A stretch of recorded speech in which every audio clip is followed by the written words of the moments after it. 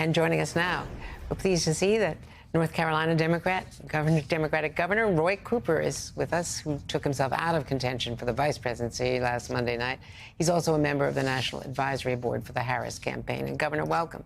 It's very good to talk to you about all of this. You've been through it. Good afternoon, Andrew. You went through the beginning of the vetting for this. You took yourself out.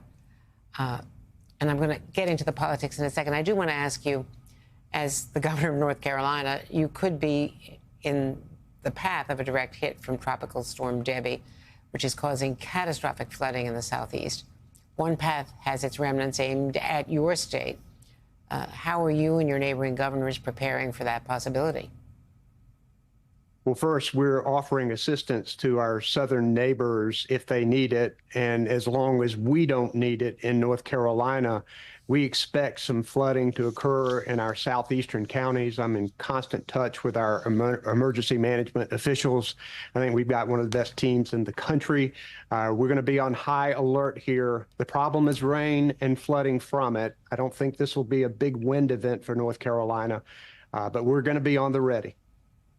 As you always are, Governor, thank you for that. And let's talk about the race, because you were initially ready. You submitted to the vetting. Then you clearly wanted to take yourself out of it. Take us inside your calculus. You do have a very controversial lieutenant governor because you have this unique situation where you're elected separately, and he would take over if you were outside of the state campaigning. On top of which, there's talk that you might be interested in the Senate in 2 years.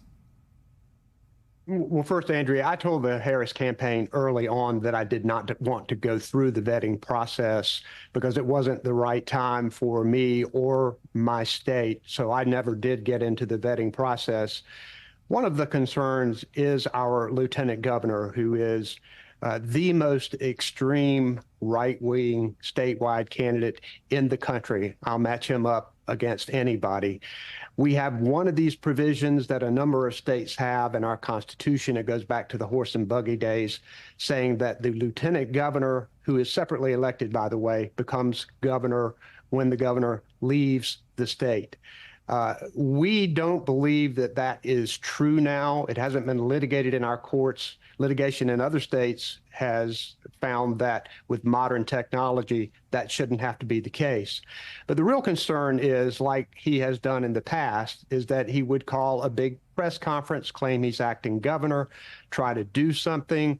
We don't know what the legal ramifications of that would be at the end of the day, but he likes attention. And if I had been on a national ticket, we could see him calling a press conference every week when I'm out on the campaign trail, attracting attention to himself, it being a distraction to the presidential campaign.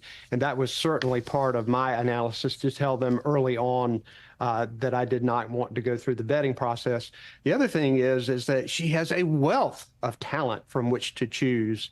I know all of the governors personally that are involved in this, and each one of them will be a tremendous vice presidential nominee. I don't know Senator Kelly personally, but it's pretty clear from his resume he would be stellar. I also know Secretary Buttigieg very well. He would be an extraordinary vice president. So her choice is hard because everybody's going to be so good, but I think she'll make the right choice. And as she starts her tour next week, North Carolina will be one of the stops because we are ready to flip North Carolina blue for Kamala Harris for president. Who would be most helpful to her at this stage? Someone with national security experience, someone who could counteract the criticism of her record on immigration, fair or unfair as it may be. I mean, what do you think she needs to add to the mix? I've taken the position that I want her and her team to make this choice. I've not been for outside pressure from anyone because this is a very personal choice for her. This has to be a governing and campaigning partner for her. She needs to make that decision. She knows what being a vice president is all about. So I think she's got the best perspective of all. She obviously gets to see all of the vetting material. There are things that many of us may not even know why she's making the decision. Kamala Harris will make a great decision here. And I know that Democrats are going to be so excited to have them begin campaigning together, coming to North Carolina on Thursday. I don't think I've seen this much excitement in North Carolina since 2008, when Barack Obama ran and won in North Carolina. And you know the way this electoral map is, if we win North Carolina for Kamala Harris, she is the next president of the United States. That's why we're so excited here. And I know you're term limited. What about a Senate race in 26? You know, all of my options are on the table. I want to, as we say on the farm in North Carolina, I want to plow to the end of the row. A lot of work to do these next 5 months as governor, particularly implementing these generational investments that the Biden-Harris administration has gotten us for high-speed internet, for water infrastructure, for roads and bridges and health care. I want to make sure that we elect Democrats in North Carolina. In our governor's race, we have the most important governor's race in the country with Josh Stein. Win for Harris. After that, I'll see. There's a lot of things that I can do. I like public service. I hope to continue doing that in some way.